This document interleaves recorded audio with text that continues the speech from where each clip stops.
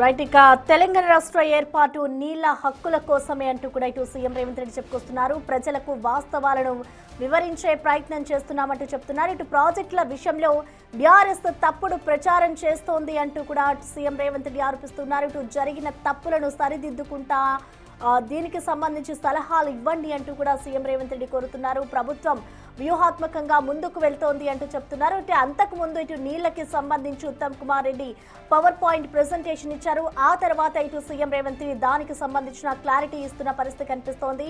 మన హక్కుల కోసం పోరాడడానికి వ్యూహాత్మకంగా వెళ్తున్నాం, ప్రజలకు వాస్తవాలని వివరిస్తూ ఉన్నాము అంటూ చెప్తున్నారు. ఇటు ఉమ్మడి ఆంధ్రప్రదేశ్లో దాదాపు 811 టీఎంసీల కేటాయింపు జరిగింది. ఆ తర్వాత ఎప్పుడైతే రాష్ట్ర విభజన జరిగిందో అప్పుడు 512 టీఎంసీలు మాత్రమే ఇటు తెలంగాణకు కేటాయించారు.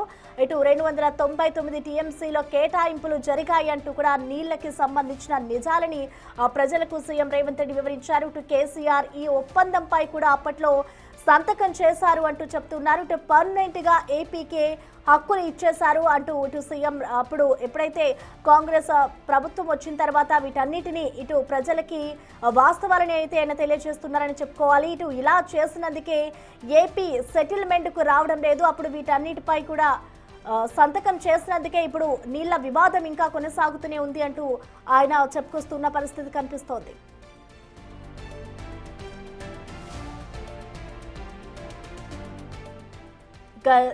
నీళ్లు నిజాలు అనేది కూడా ఇటు ప్రజలకైతే ఆయన వాస్తవంగా ఏం జరిగింది, గత ప్రభుత్వంలో సీఎంగా ఉన్నప్పుడు కేసీఆర్ ఏం చేశారు, ప్రజలకి నీళ్ల కేటాయింపును ఏ విధంగా ఏపీకి అలాగే తెలంగాణకి కేటాయించారనే వివరాలను అయితే ఇటు సీఎం రేవంత్ రెడ్డి వివరంగా అందరికీ తెలియజేస్తున్నారు. దీనికి సంబంధించిన ఓవరాల్ అప్డేట్స్ అందించేందుకు మా ప్రతినిధి వాసు మనకి అందుబాటులో ఉన్నారు. వాసు, మొత్తం మీద ప్రజాభవన్లో పవర్ ప్లాంట్ ప్రెజెంటేషన్ మూసింది. ఏదైతే ఉత్తమ్ కుమార్ రెడ్డి నీటిపారుదల శాఖ మంత్రి గత 10 ఏళ్ల కాలంలో బీఆర్ఎస్ పాలనలో నీటి వాటాల విషయంలో జరిగినటువంటి అన్యాయం, మరోపక్క ఫైనాన్షియల్గా రాష్ట్రానికి జరిగిన అన్యాయంతో పాటు కీలక అంశాలను ప్రస్తావించారు.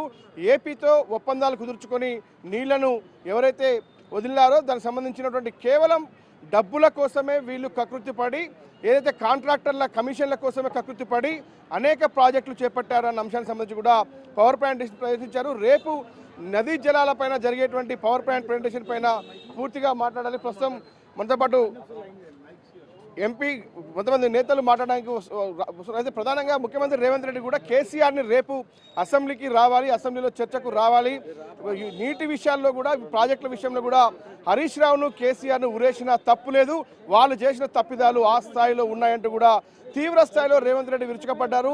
ఎందుకంటే పాలమూరు రంగారెడ్డి కావచ్చు, కాళేశ్వరం కావచ్చు, మేడిగడ్డ బ్యారేజీలు కుంగినటువంటి నేపథ్యానికి సంబంధించినటువంటి విషయం కావచ్చు, ఈ అన్నిటి విషయంలో కూడా పూర్తిగా కూడా జరిగినటువంటి అంశాలపైన ప్రస్తావించారు. రేపు కేసీఆర్ చర్చకు రావాలి, అసలు జరిగినటువంటి వాస్తవాలను మాట్లాడాలి, ఖచ్చితంగా మేము సిద్ధంగా ఉన్నాం, ఎవరు కూడా నీకు అగౌరవపరచరు, సభ్యులందరూ 100% అటెండెన్స్ ఉండాలి అన్న వ్యాఖ్యలు మాత్రం ఇప్పుడే ముఖ్యమంత్రి రేవంత్ రెడ్డి చేయడం జరిగింది.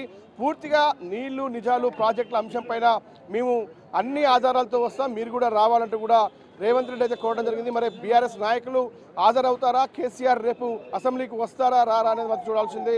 ఎందుకంటే పూర్తిగా కూడా జరుగుతున్నటువంటి ఇప్పటిదాకా జరిగినటువంటి అంశం